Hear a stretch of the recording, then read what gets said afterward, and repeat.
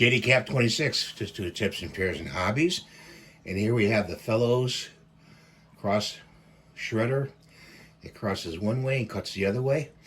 And when it's full, you pull it out like this.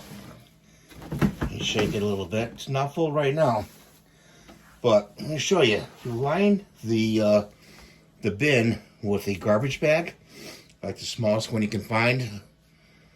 And what I use is a rubber band. See this rubber band here? And there's two nubs right here. And you can lock it around. And you might want to clean it in the back. In the back, sometimes the shreddings go back there. So you could sweep it out and clean it. And you push this down, the shreddings down, once you get that red light on the top. I don't know if you can see the red light there, but it's on right now because the bin is out. So I highly recommend using a garbage bag and a rubber band. You can find rubber bands on Amazon or eBay. And that way you don't have to go and empty it separately in the garbage bin, say in your kitchen.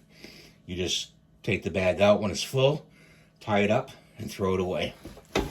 So that's what I want to show you today, and that's your tip for today.